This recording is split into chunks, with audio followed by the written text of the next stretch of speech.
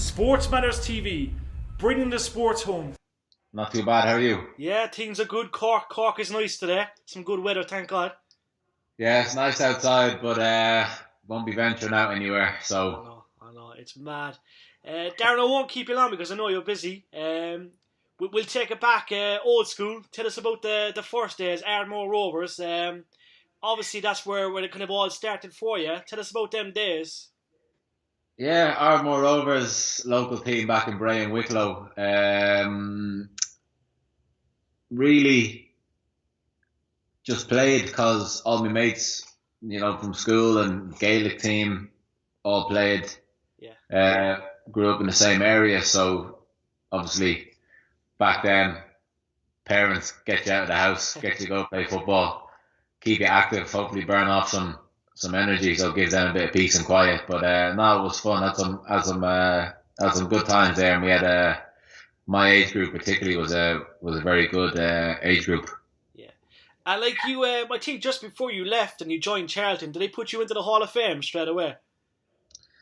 No, I don't think I got the Hall of Fame straight away. I think it was after a few years. Maybe after an Ireland debut or a few call ups into the Irish squad. Yeah. Yeah. I think you have to officially make it before you're in the Hall of Fame. No, I always heard good things about you when you were a lot younger as well. And making that big move to England, obviously Charlton, a huge club. How did you find the transition, from Ireland to England, and obviously, the step up? Yeah, I've said this to a lot of people in the past. I've said it to younger players and parents that have asked me about, should they let their kid, go across and try it out. And I say, of course, go for it. If it's something that you want to do and you're passionate about, go for it. But for me personally, what I realised is when I was at Ardmore, it was fun. You meet up, you train, have a laugh, you turn up for a game and throw your boots on, and it would just everyone just start lashing balls, knocking crosses in. Even whoever was playing, I used to play in goal, but I'd be the one doing the finishing, shouting for someone to cross the ball in. And then as soon as you get across the water to England and you're in the academy setup, it's obviously all very structured. It's still fun, but you realise then it's a business, and it's the daily routines and what's kind of required from you. And I think there's many players that you've seen over the past come and go, and for whatever reason it works out or it doesn't work out, and some get homesick. It can be tough, especially if you're over there without your parents. I was lucky enough when I moved over. I was in digs, and I was lucky. I had another Irish boy over there with me at the time, a boy called Stephen Tucker, who used to play for Cherry Orchard. He was a year or two older than me. So in the digs on the weekend, the London boys or the boys from Kent, they'd go home after the game, and then me and Stephen Tucker would be in the digs. So at least us two were together for the first year. But in the second year, then he was gone, so it was just me in the digs on the weekend after the game. But I was only there by myself on a Sunday, so that was my day just to relax. Yeah, I always remember speaking to a lad that was over in Aston Villa years and years ago, David Bevan. He was a Cork lad, but he always kind of brought up the whole loan move when you're joining a Premier League team or a Championship team. That loan moves are fairly good for goalkeepers. Would you say he's right? Obviously, loan moves give you first team football, that kind of stuff. I've had a lot of loan moves. I went on loan first, probably when I was 17 or 18, to a Conference South team called Welling. They were just the local team in the area. Every pre-season, Charlton would play Welling because they're side by side. I ended up going there on loan. That was my first loan, and I'd say for any goalkeeper, players may get away with it a little bit more, but for goalkeepers, get out and play as early and as soon as possible. There's only so much you're going to learn when you're training. You get all your technical work in the training, and a lot of the times, if you're a young goalkeeper and you go on loan, some clubs still let you train at your parent club, and then you may go training once, twice a week wherever you go, or just turn up and play games. But I'd definitely say to go and play games and get that experience. Because what I learned from going to Welling, going from academy football to men's football is academy football. You're in a blanket and everything's done for you and everything else. You're not really playing for anything. Yeah. You go out on loan to conference south conference team and you're playing with with grown men, ex like top level players. Yeah. And players that are playing to earn money to pay mortgages and bills and everything else. As much as it's fun and it's a kick around for them, obviously means a lot to them because it's money coming in for them to help their family and their lifestyle. So, and helps toughen you up. Just because you're a kid coming from a Premier League team or whatever it is, it doesn't mean they're gonna take it easy on you. Definitely. And Darren, speak about your Premier League debut. Premier League debut was against Liverpool at Anfield, and it was the day after my 20th birthday. I was 20 on the 12th of May. Yeah. The game was on the 13th of May. I think it was a Sunday. I'd been told in the week leading up, because I think it was the last game of the season. I think Charlton had already been relegated. Yeah. Scott Carson was on loan from Liverpool to Charlton at the time, so he couldn't play. And Alan Pardew was a manager at the time, and he obviously said to me at the start of the week, "Listen, I'm going to play you." So I had the whole week to prepare. Didn't sleep like the night before, the day of the game, in the room before the game. I was like, oh no. I was like, I don't want to do this. I don't want to do this. Obviously then had like my family over there, cousins over there, everyone was over. My dad's a Liverpool fan as well, so he was there. But yeah, once you get the warm up and you get the game started, all the nerves and everything go out the window. So ended up playing. It was actually Robbie Fowler's last game. I think we drew the game 2-2. Actually played quite well. So yeah, it was. I remember it well. Yeah. It was a good debut.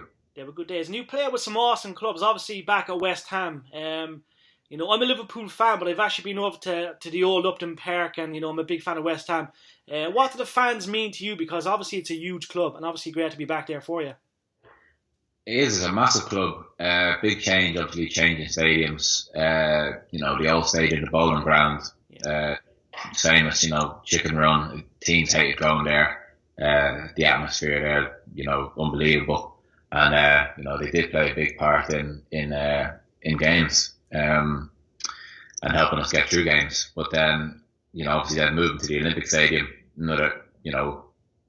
it's an impressive stadium. But then when you uproot groups of fans that have been sat together, for years before, it can take a while for it all to settle down. There's not many teams that have ended up moving stadiums and it's all clicked straight away and everyone's happy.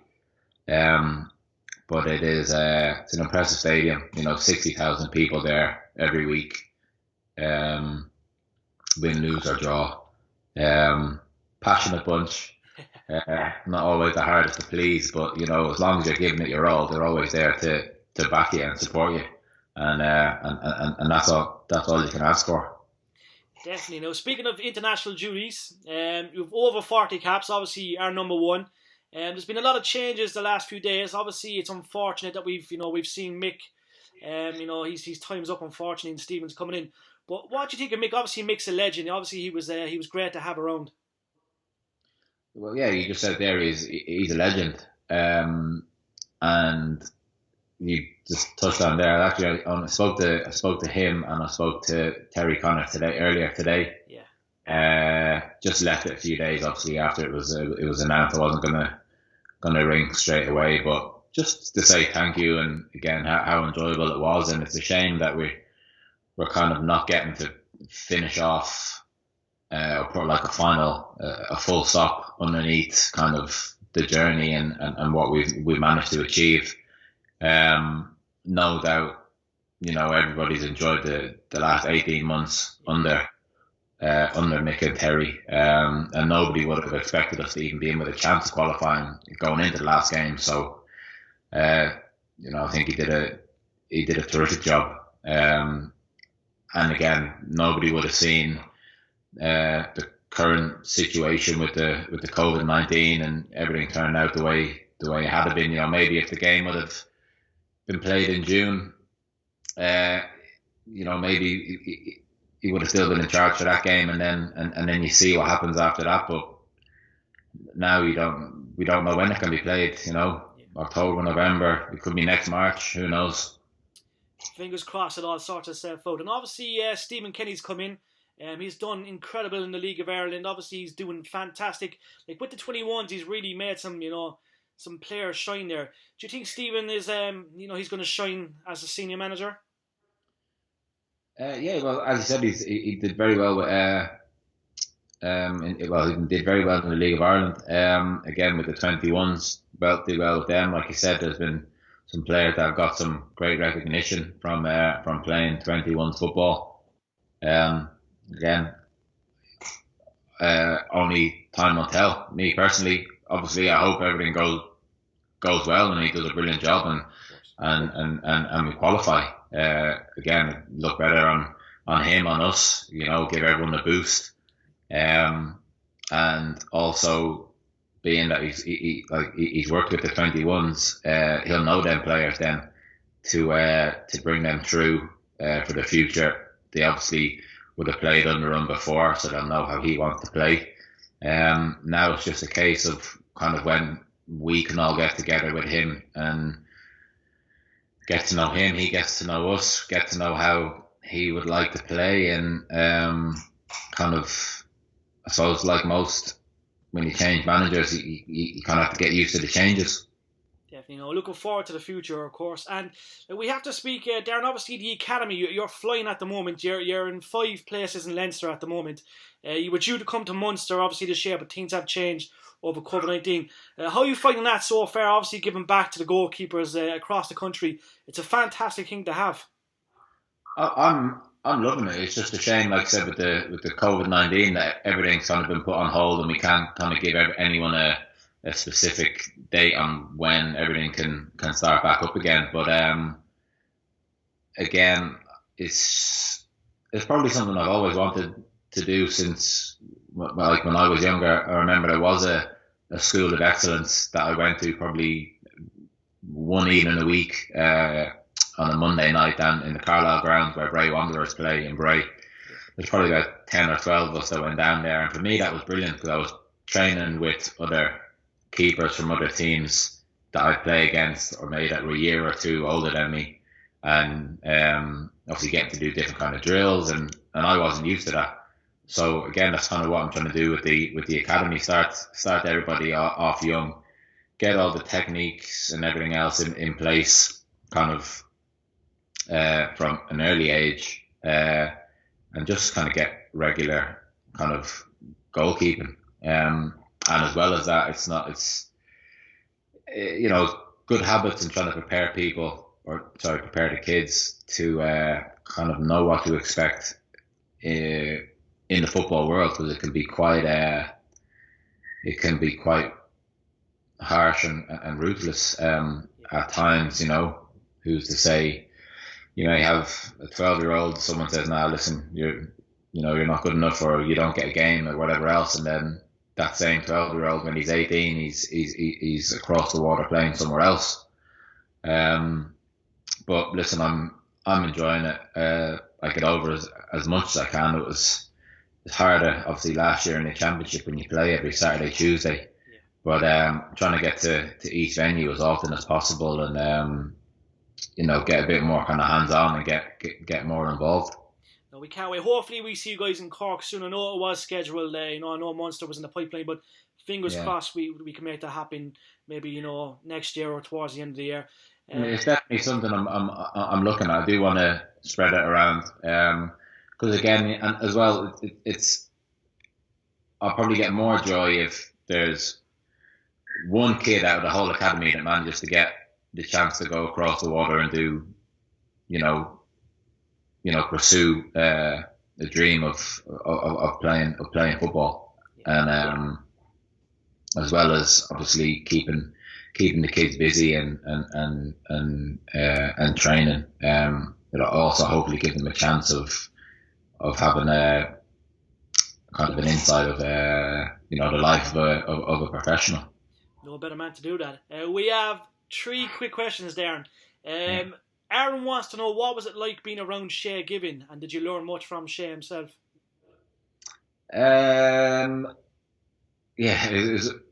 It's always a weird one, because I used to watch, obviously, Shay on Match of the Day when I was growing up, and then you get called into the squad, and there's always, obviously, he's the first choice, so you do all your drills, he'll go first, whoever second choice goes next, then third choice, whatever else, so kind of filters down, and just almost like in awe of